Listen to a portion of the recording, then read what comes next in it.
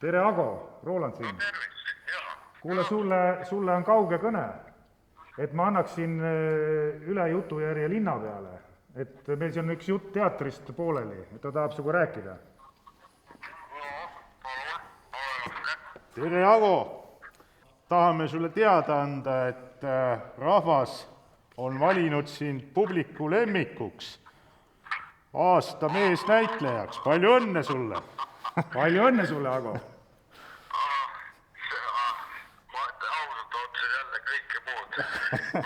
Seda mõtlen lihtsalt. See kõlas juba nii, et umbes paneme teatri kinni ka natuke.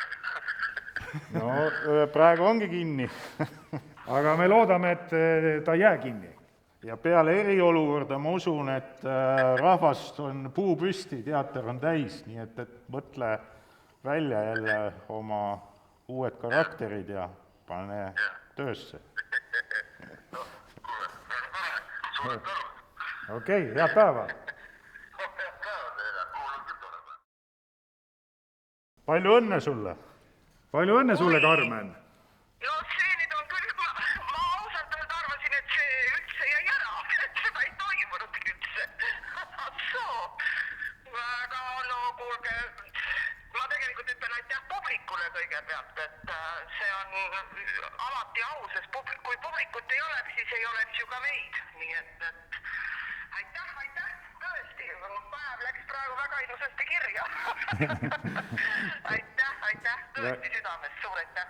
Väga hea ja me loodame jah, et täna oleme küll tühjas saalis, aga kui eriolukord läbi saab, siis on see saal jälle puupüsti täis ja kõik tulevad sind ja teisi näitlejaid rõõmuga nautima.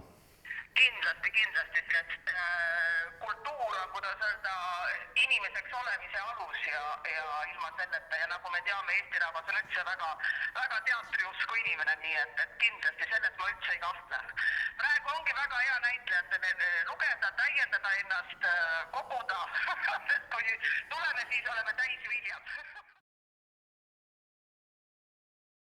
Palju õnne sulle ja kogu trupile, et olete pälvinud rahva tähelepanu ja võitnud nende südamed selle etendusega. No kuule, no suurepärane. Aitäh sulle, toreda teate eest.